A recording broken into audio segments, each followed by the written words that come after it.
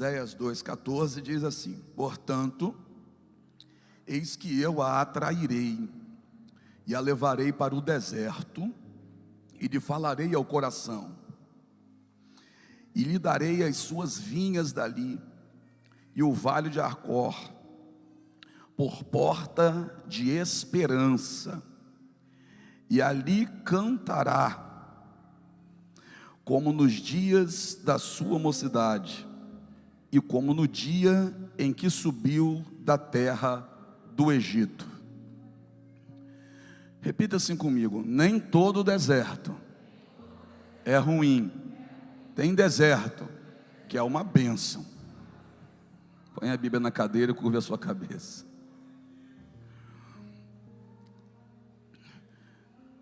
É o Senhor quem nos molda, e o Senhor, meu Pai, se utiliza do que quiser para isso, até do deserto, até de um problema. O Senhor transforma de fato aquilo que parecia ser para a nossa destruição em ponto de virada na nossa vida. É nessas horas que a gente entende que de fato todas as coisas cooperam para o bem daqueles que amam ao Senhor. Meu Pai, nós queremos aprender nessa manhã. Nós nos colocamos nessa manhã como crianças sentados aos teus pés, para que o Senhor nos ensine aquilo que não sabemos, mas precisamos tanto saber, que nessa hora paramos tudo para poder aprender.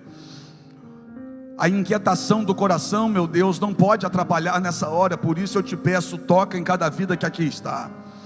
Toca nestes também que estão em casa, meu Senhor, agora, quem sabe com família reunida, ou em um cantinho sozinho, mas ouvindo a tua palavra atento e pedindo: fala comigo, Pai.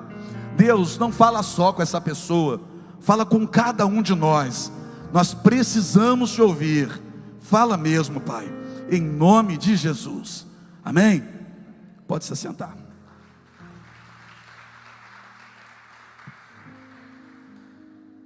O período de Oséias vai marcar um período de indignação de Deus. Deus estava irado com o seu povo. É impressionante como Deus age quando está com ira. Deus estava irado com o seu povo, indignado com o seu povo, porque o seu povo estava traindo a ele. Baal não fez maná cair do céu, quem fez foi Deus, mas o povo adorava Baal. Baal não fez a chuva descer, nem a temporã, nem a seródia, mas o povo vira e mexe, levantava altar para Baal. Vê se pode. Baal não sustentava a saúde deles, de modo que não havia enfermidade no meio deles. Quem fazia isso era Deus. Mas não é que eles levantavam altares a Baal, a Azera, a Astarote e outros tantos deuses que eles aprendiam com os povos vizinhos. Então Deus estava se sentindo traído. Deus vai ter o sentimento de estar sendo traído. E é nessa hora, nesse tempo, diante disso, que Deus levanta o profeta Oséias. Quem sabe você ainda não tenha lido o livro do profeta Oséias na Bíblia. Não é um livro que todo mundo aqui tem por hábito ler, ou tem o desejo de ler. Mas existem coisas aqui no livro de Oséias que você já ouviu. Por exemplo, foi Oséias quem disse assim, ó: conheçamos e prossigamos em conhecer ao Senhor. Foi através da boca de Oséias que Deus falou que ia descer sobre o povo a chuva da justiça, Tsidekenu. Foi isso que Deus falou, e foi através de Oséias que Deus falou. E é através de Oséias que Deus vai soltar essa pérola aqui. Olha o que Deus vai dizer no versículo 14, coisa que, a grosso modo, se você olhar sem meditar, sem se lançar no texto, você fica até com medo. Portanto, eis que eu a atrairei. Olha o que Deus está dizendo: eu vou atrair o meu povo, eu vou atrair e vou levar para o pasto verdejante. É isso? Não. Eu vou atrair e vou colocar de volta no Éden. É isso? Não foi, aqui não foi. Eu vou atrair e vou dar uma vitória para eles agora. Não foi isso que Deus falou. Eis que eu a atrairei e a levarei para o deserto. Olha para onde Deus está dizendo que vai recolher o seu povo. Olha o ambiente, esse ambiente que causa medo na gente. Porque a gente não quer ouvir falar de deserto, porque deserto nos remete à dor, à escassez, à solidão, a sofrimento, à falta de tudo. Deserto, falta de tudo. É isso que vem na nossa mente quando a gente pensa nesse nomezinho, deserto. Ninguém aqui quer deserto. Na verdade tem gente aqui que está chorando, pedindo a Deus para tirá-lo do deserto. Aí vem Deus com um texto em um domingo de manhã, um domingo quente, em que você poderia estar numa praia, mas você sai de sua casa, senta aqui para ouvir Deus dizer para você que vai te atrair para o deserto, ou que nesse deserto que você está, quem te colocou não foi o diabo, mas quem te colocou foi ele. E eu vou dizer uma coisa para você. Sabe, você que está aqui comigo nesse domingo de manhã, pare e pensa o porquê você está aqui. Eu creio que esse texto aqui se encaixe perfeitamente na sua vida.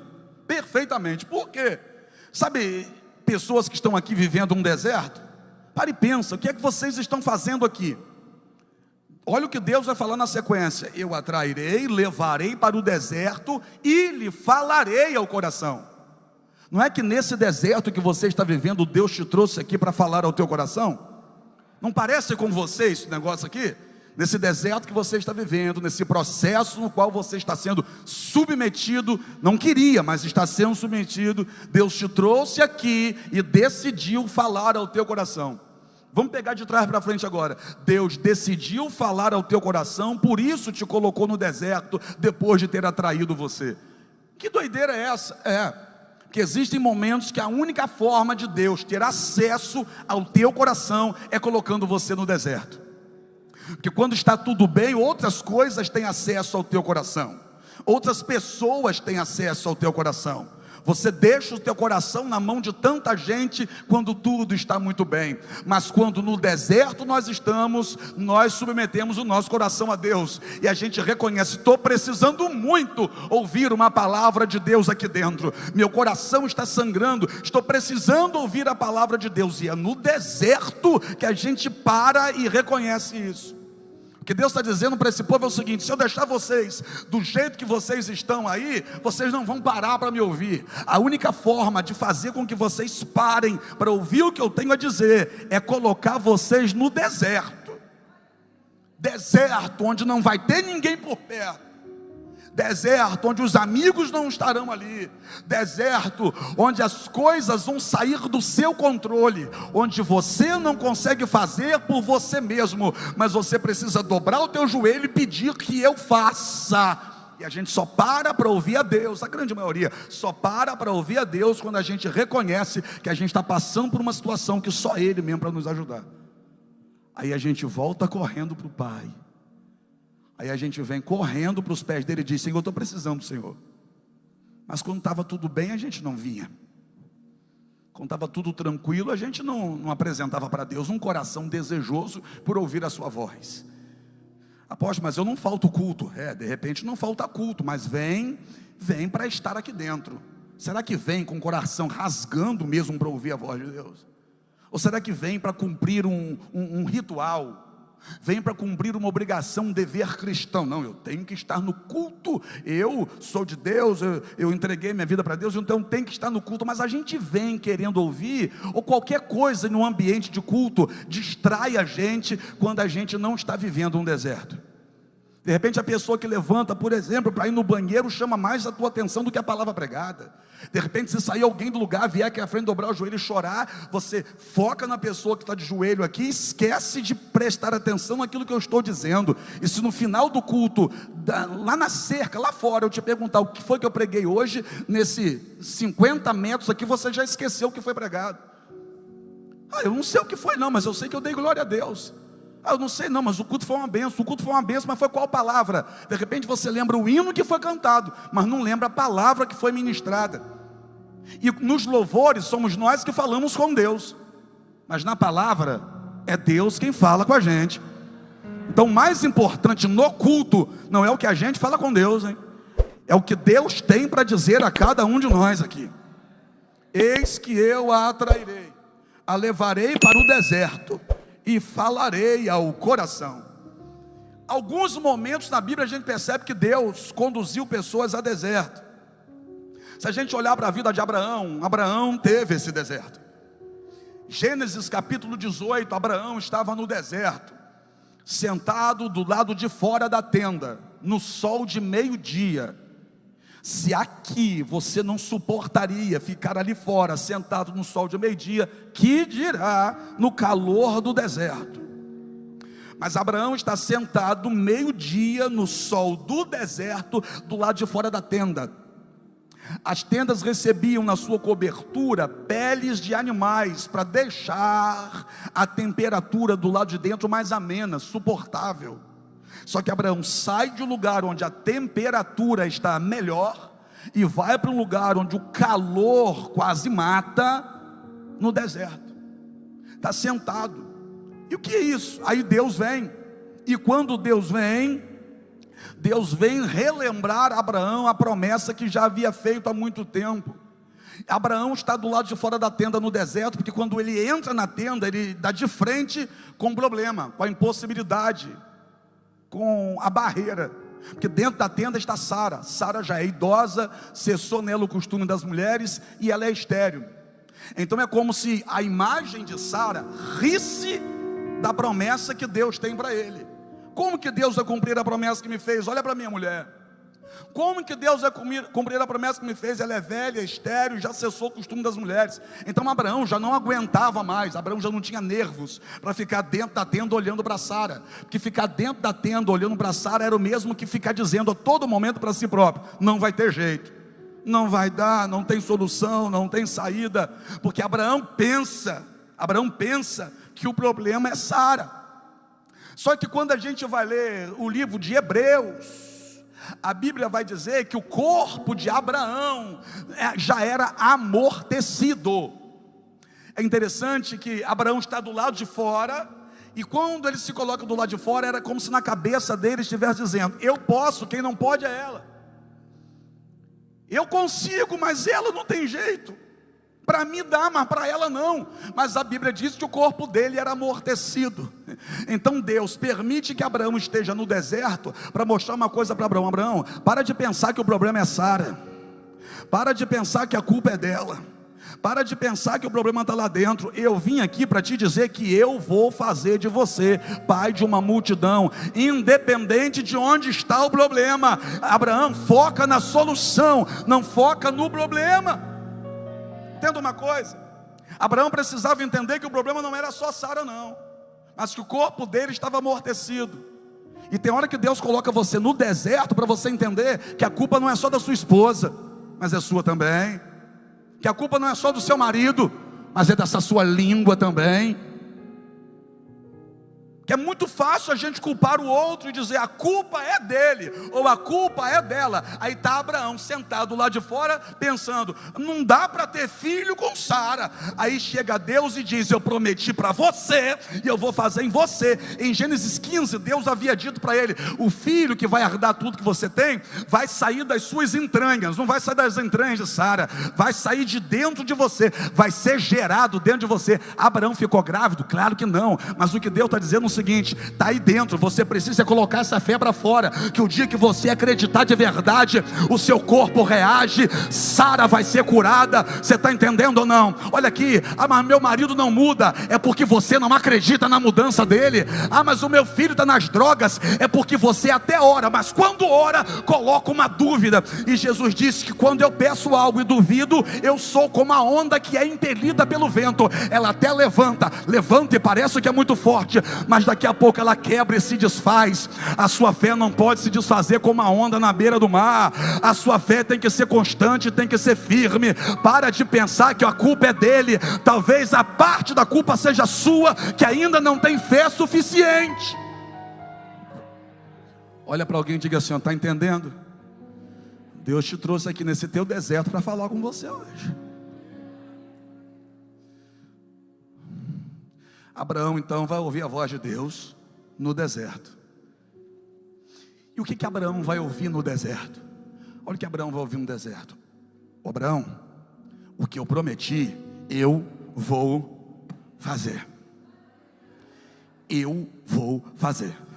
Se em Gênesis 15 Abraão já estava com dúvida, imagina agora em Gênesis 18, porque aqui tem aproximadamente 15 anos de distância, do 15 para o 18. Então pega isso, 15 anos depois, aproximadamente 15 anos depois, Deus chega para ele e diz: eu vou fazer. Sabe aquilo que 15 anos atrás você duvidou e eu disse que faria? Se passou 15 anos e eu ainda não fiz, eu desci, te trouxe aqui para te dizer uma coisa: eu vou fazer. Então quando Deus atrai a gente para o deserto, Ele atrai para lembrar das promessas que Ele um dia nos fez. Olha aqui para mim, eu sei que você está lembrando do boleto que você tem que pagar amanhã, eu sei que você está lembrando do problema que você deixou dentro de casa, mas o que Deus quer que você faça nessa manhã de domingo é lembrar das promessas que Ele te fez. Mas após está difícil a situação, mas ainda que estivesse impossível, para Ele seria possível, que aquilo que é impossível para você, para Ele nem difícil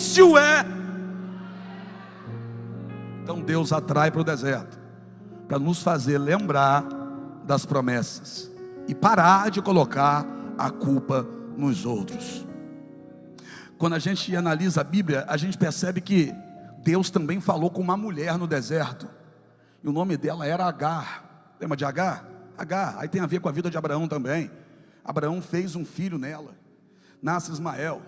Só que quando Deus cumpriu a promessa de Gênesis 18, no capítulo 21, que Isaac nasceu, Deus disse que era para Abraão fazer o que Sara estava mandando. E o que Sara estava mandando? Mandando Abraão dispensar Agar e Ismael. Então no capítulo 21 de Gênesis, Abraão pega um odre com água, um punhado de pão, põe na mão de Agar, pega o menino, coloca na mão dela. Eu gosto daquele texto quando vai dizer que Abraão pegou o menino e entregou a Agar. Se Abraão pegou o menino e entregou a Agar, é sinal que o menino não estava com a mãe. Se o menino não estava com a mãe, é bem provável que o menino estivesse com ele, com o pai. Então ele vai pegar o que está com ele e vai entregar na mão dela. Agora, é interessante, dá para sentir a dor do menino um pouquinho só? Você está do lado de alguém, e depois esse alguém que está com você do lado diz: não vai dar mais para a gente estar junto, eu vou te entregar a tua mãe e vocês vão embora. Agar vai andando errante no deserto de Berseba. Também depois de uma dessa, até qualquer um de nós aqui perderia o rumo. Ela perde o rumo, ela anda errante no deserto de Berseba. Deserto de Berseba é curtinho, mas ela anda errante, que mesmo que o caminho seja curto, quando a gente não sabe para onde ir, a gente fica andando em círculos. Ela anda errante no deserto de Berseba. Quando acaba a água, ela pega o menino, põe debaixo de uma árvore e diz: eu não quero ver esse menino morrer, e senta de frente dele. Ela senta de frente e diz que não quer ver o menino morrer. Está perturbada, não está bem, está no deserto, não está nem pensando direito. Se não é para ver o menino morrer, sentasse de costas, mas ela senta de frente. Ela vai ver o menino morrer de longe, se aquilo fosse de fato acontecer. Aí o texto vai dizer que o anjo do Senhor desceu, olhou para Agar e disse: o que tens, Agar? O que tens, Agar? Ergue-te e levanta o menino, porque dele eu farei uma grande nação. Agar estava no deserto, eu não esqueci de Oséias. Vamos voltar para Oséias. Eis que eu atrairei, levarei para o deserto e falarei ao coração. Quem autorizou Abraão a mandar Agar para o deserto foi Deus. Então Deus libera Abraão para mandar Agar para o deserto, e depois ele desce para falar com Agar. O que Deus fez? Atraiu Agar para o deserto para falar ao seu coração. E o que Deus falou com Agar naquele deserto? Deus ouviu a voz do menino. O que Deus está falando com isso? Deus está dizendo o seguinte: Abraão te abandonou, mas eu não te abandono. A tua dona Sara te abandonou, mas eu não te abandono. A tua família nunca procurou saber de você depois que você foi vendida como escrava, mas eu não te abandono. Ninguém entra no deserto contigo, mas eu entro no deserto contigo. As outras que trabalhavam com você lá para Abraão, não vieram para o deserto contigo porque você veio para o deserto. Elas não vieram aqui para saber como você está, porque a casa de Abraão era lotada de escravos nessa época aqui, mas nenhuma das escravas que com ela era escravizada foram no deserto para ver como ela estava. Então o que Deus está dizendo no deserto para ela é o seguinte: nos piores momentos da sua vida, as pessoas vão se afastar de você. Nos momentos de dificuldade, você vai olhar para o lado e eles não estarão lá. Nos momentos de desespero, nos momentos de dor, você vai procurar pessoas a quem você um dia ajudou, e essas pessoas não estarão ali. Mas não se preocupe, porque eu vou estar. Não se preocupe, porque eu tenho uma fonte no deserto para você. Não se preocupe, porque eu vou fazer vocês crescerem nesse deserto. Apóstolo, o que Deus fala comigo quando me atrai para o deserto? O que Deus está falando é o seguinte: me valoriza, porque eu sou o único que fico contigo no deserto. Para de valorizar mais as pessoas do que a Deus. Eu vou falar.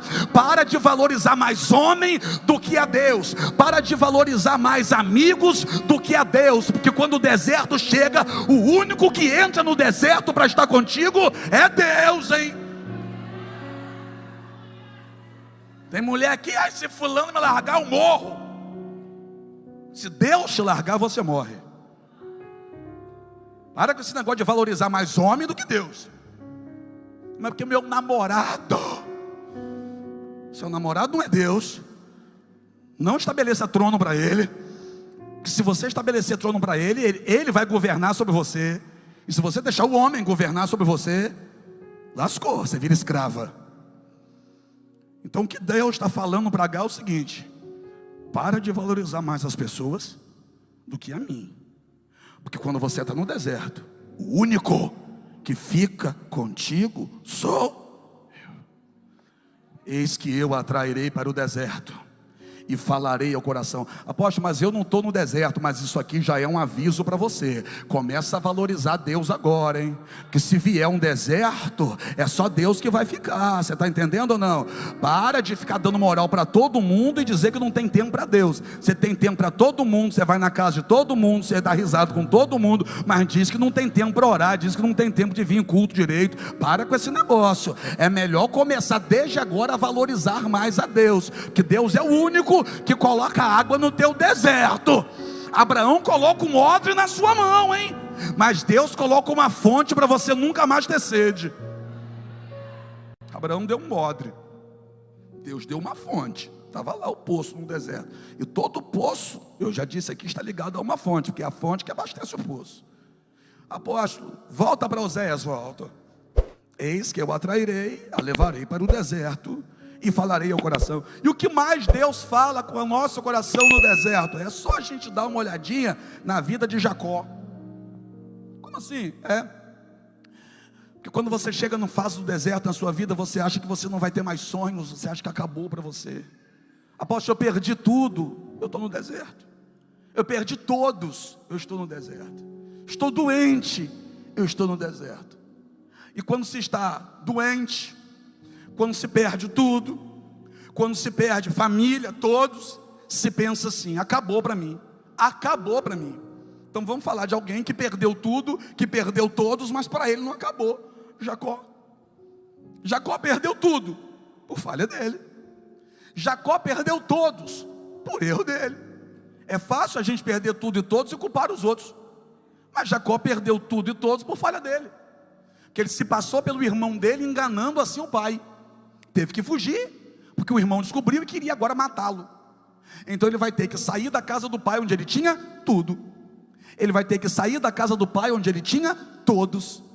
Então Jacó perde tudo, Jacó perde todos, e vai andar até chegar no deserto de Padã Arã. E é interessante, eu vou para o final e já volto para cá, porque olha o que Jacó vai dizer: quão terrível é esse lugar, o Senhor está aqui e eu não sabia. Então presta atenção, lá naquele deserto Deus já estava. É como se Deus tivesse parado lá naquele deserto e estivesse atraindo Jacó para chegar até ali. Eis que eu atrairei, levarei para o deserto e falarei ao coração. Lá na casa do pai dele, sabe quem Jacó ouviu? A mãe. Jacó não orou para perguntar a Deus se ele devia se passar por Esaú ou não. Jacó não perguntou: Senhor, você acha que eu devo fazer isso mesmo? Ele não perguntou a Deus. Na casa do pai dele, ele ouviu a mamãe. Aí o que Deus vai fazer? Vai atrair ele ao deserto, para ele parar de ser o filho da mãe e começar a ser o filho de Deus. Está na hora de parar de buscar conselho só na casa de mamãe. Está na hora de mostrar que cresceu. Está na hora de mostrar que saiu da fralda. Ele agora não vai ouvir o conselho da mamãe, ele vai deixar de ser um filho da mãe. Ele vai para o deserto, e lá no deserto, ele pega a pedra, deita, dorme. E quando dorme, o que acontece? Deus faz ele sonhar. Apóstolo, volta para Oséias. Volto. Eis que eu atrairei, levarei para o deserto e falarei ao coração. O que Deus faz no deserto? Deus me faz voltar a sonhar no deserto. Quando Deus me leva para o deserto, Ele mostra que esse deserto não vai ser o meu pesadelo, mas que esse deserto é o começo do sonho que Ele tem para mim. Você está entendendo ou não? Talvez isso aí que você esteja chamando de pesadelo é o começo do sonho que Deus tem para você. Nesse deserto Deus faz você voltar a sonhar. Nesse deserto Deus vai fazer você voltar a acreditar. Mas eu perdi tudo. O que você perdeu não se compara ao que Deus tem para fazer chegar. O que Jacó perdeu da casa do pai não se comparava ao que ele ia provar de Deus na casa lá de Labão. O que é isso? Que quando Deus traz, Deus sempre vai trazer mais daquilo que o homem poderia ter me dado. Quando Jacó se passa por Esaú para receber a bênção do pai, qual era o intuito de tudo isso? Ficar com a herança do pai, que o primogênito ficava com 50% de tudo que era do pai. Então pega essa, quando Jacó se passa por Esaú para enganar o pai, ele está de olho na herança do pai, só que ele perde tudo. Oh meu Deus do céu, quando eu fico de olho naquilo que é dado pela mão do homem, a tendência é que eu perca tudo. Mas quando eu levanto a cabeça para provar daquilo que Deus tem para mim, a tendência é que isso chegue na minha vida e ninguém mais possa tirar. Jacó não ficou com a herança do pai, Jacó ficou com a herança que Deus tinha preparado para ele. Apóstolo, por que Deus me trouxe para o deserto? Para falar para você, tirar os olhos daquilo que não é teu e levantar a cabeça para entender aquilo que Deus tem para você. Vai querer matar por causa de herança? Está torcendo que o pai morra para ficar com a herança. Olha o que Deus está falando aqui. O que eu tenho para você é maior. Volta a sonhar. Apóstolo, mas eu perdi todos. E Jacó tinha um sonho de voltar. Porque quando ele orou, ele disse assim: se o Senhor for comigo, me der pão para comer, me livrar dos meus inimigos e fizer com que eu volte em paz para a casa de meu pai, o Senhor será o meu Deus, e de tudo que vier às minhas mãos eu te darei o dízimo. Essa oração dele revela aquilo que ele desejava. Ele quer que Deus o sustente, ele quer que Deus o livre dos inimigos, e ele quer uma chance de consertar o que ele errou lá atrás. Então Jacó tinha um sonho de ter todos de volta. Vamos lá. Jacó perdeu tudo e Jacó perdeu todos. Mas quando Deus o atraiu para o deserto e o fez voltar a sonhar, Jacó ganhou tudo da parte de Deus, conquistou tudo da parte de Deus, e chegou o momento que Deus disse assim: ó, Jacó, oi, agora volta. Volta. Que é o seguinte, irmão, eu posso falar assim ou não? Coisas a gente substitui, mas pessoas são insubstituíveis. Eu não estou falando de qualquer pessoa agora, não estou falando de amigo falso, não é disso que estou falando. Estou falando de gente que Deus te deu. E quem deu o pai para ele foi Deus. Quem deu aquele irmão para ele foi Deus. Apóstolo, mas um irmão daquele, quem deu foi Deus. Coisas a gente perde agora e conquista depois. Mas pessoas que Deus nos deu, Deus não vai trocar por outras. As que Deus nos deu, Deus não vai trocar por outras. Deus vai trazer de volta. Volta. No caminho ele passa pelo Val de Jaboque, fica a sós com Deus, luta com o Senhor. vai ser tocado na juntura da sua coxa, sai de lá mancando, mas sai de lá um homem transformado, porque até ali o anjo pergunta para ele: qual é o teu nome? Ele diz: Jacó, suplantador, enganador. Aí o anjo diz para ele: a partir de hoje não te chamarás mais Jacó, mas Israel será o teu nome. Jacó tinha tudo, mas ainda precisava ser moldado no seu caráter. No Val de Jaboque ele foi moldado no seu caráter, e depois do Val de Jaboque que ele encontrou com o irmão. Sabe por quê? Se Deus não mudar você, aquela pessoa não vai voltar, porque senão vai dar errado de novo. Deus primeiro muda Jacó no Val de Jaboque, para depois ele ter as pessoas de volta. Aí quando ele encontra com o irmão, ele está pensando que o irmão vai matá-lo, mas quando o irmão olha para ele, o irmão se abraça com ele, beija e chora. Por quê? Porque para um Israel a atitude vai ser diferente do que seria para um Jacó. Então olha aqui para mim, se você quer que as pessoas mudem com você, é você que tem que mudar primeiro. Está dura essa palavra, pode ser que esteja, mas você quer que as pessoas te tratem diferente, você quer que as pessoas mudem com você, só que você não muda. Você não muda. Como é que as pessoas vão mudar se quando elas olham para você é a mesma pessoa que feriu elas, que enganou elas, que mentiu para elas? Como é que pode tua esposa, varão, querer voltar para você se você continua sendo o mesmo homem que decepcionou ela, que não tratava bem dela, que só humilhava ela? Ah, mas ela tem que me perdoar. Por quê? Perdoar é uma coisa, voltar para você é outra. Se você quer ter as pessoas que você perdeu de volta, você precisa entender onde foi que você se perdeu e voltar a ser quem Deus te chamou para ser, e não mais ser o que a vida transformou você. Jacó foi moldado, volta, e agora ele encontra com a família. Deixa eu voltar para Oséias. Portanto, eu a atrairei e levarei para o deserto e falarei ao coração. E o que Deus falou ao coração? Volta a sonhar, porque eu não desisti de você. Volta a sonhar, porque você vai ter restituição. Volta a sonhar, porque quem precisa mudar é você. E quando você mudar, você vai ter aquelas pessoas de volta. Volta a sonhar. Olha para alguém e diga aí: volta a sonhar. Você pode ter errado muito, mas ainda tem jeito para você, sabia? Você pode ter falhado muito, mas pode voltar a sonhar, tem jeito para você. Talvez algumas pessoas tenham desistido momentaneamente de você, mas Deus não desistiu de você não. Nesse deserto que você está, Deus está dizendo: volta a sonhar. Para fechar, eis que eu atrairei, a levarei para o deserto e falarei ao coração. O que Deus faz no deserto? Ensina a gente a depender dele. Irmão, não tem momento mais extraordinário para ter experiências com Deus na vida do ser humano do que o deserto. Não tem. Porque quando tudo está bem, você tem muita experiência com os outros, mas quando tudo está mal é que você tem experiências com Deus. Não tem coisa mais extraordinária para você ficar sensível ao ponto de perceber o cuidado de Deus quando você está no deserto. E eu vou dizer uma coisa para você: tem deserto que você entra que você não entende o porquê que está nele. Você não consegue compreender por que eu estou vivendo isso. É quando você trabalha em uma empresa, por exemplo, há anos.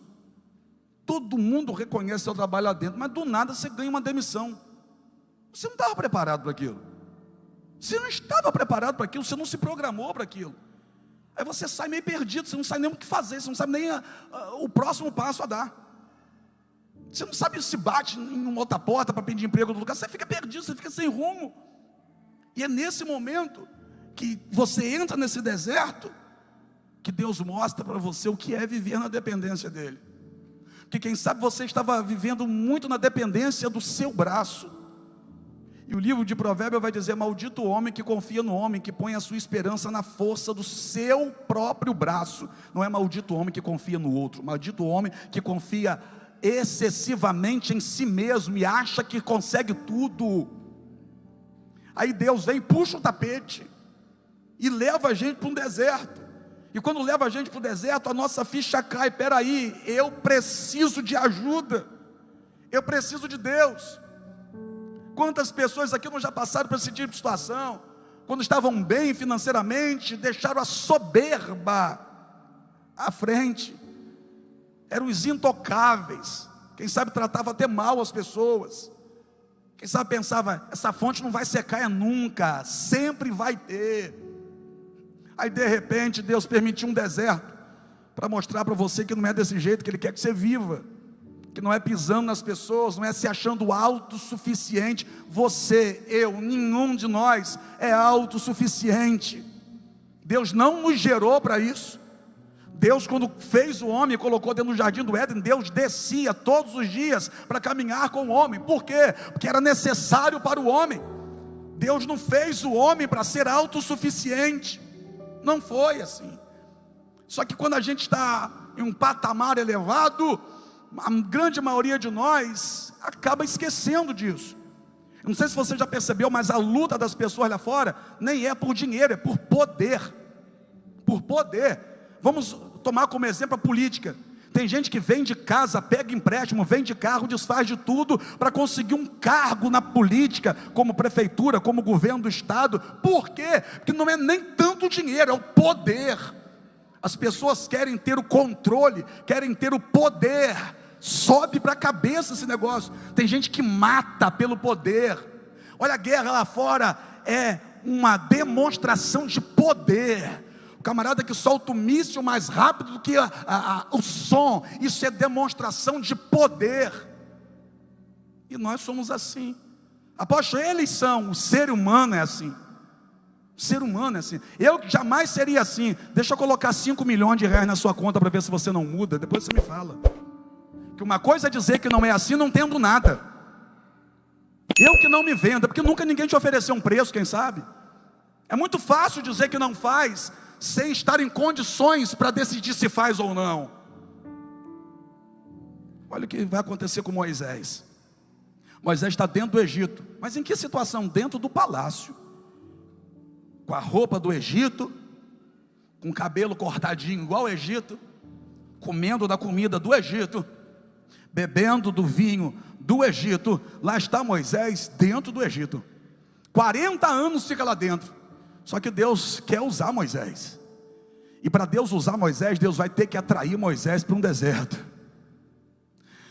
Moisés mata um egípcio, enterra na areia, no outro dia é descoberto e vai sair do Egito. Perde o palácio, perde os manjares do palácio, perde o vinho do palácio, perde tudo, e Moisés vai para o deserto. 40 anos ele vai ficar no deserto. Ficou 40 anos aprendendo tudo dentro do palácio do Egito, e agora vai ficar 40 anos no deserto, aprendendo a viver na dependência de Deus. Que coisa estranha é apacentar ovelhas ao redor ou perto do Horebe, que o Horebe é um monte de pedras. Que coisa estranha apacentar ovelhas ali. E não é que Moisés apacentava as ovelhas ali, as ovelhas não morriam de fome ali. Como que essas ovelhas não morriam de fome ali? Só pode estar sendo Deus sustentando as ovelhas. Deus sustentava Moisés e tudo aquilo que com Moisés estava. Lá no Egito era sustentado por Faraó. No deserto vai aprender a ser sustentado por Deus. Lá no Egito ele pensa que é o bambambam, e no deserto ele descobre que ele não é ninguém.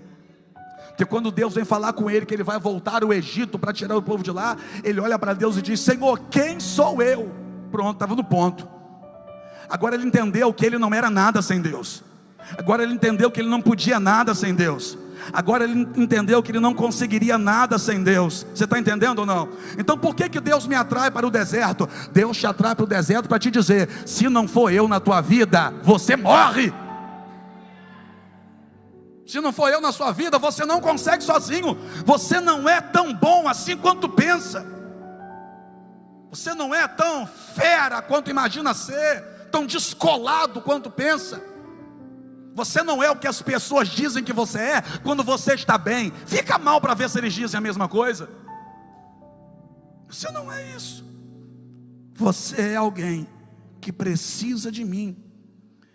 E no deserto não foi Moisés que conseguiu, por exemplo, maná, foi Deus.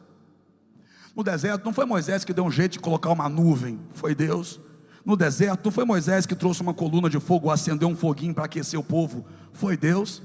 O que Deus está fazendo com Moisés e agora com aquele povo no deserto? Sem mim, vocês não chegam a lugar nenhum.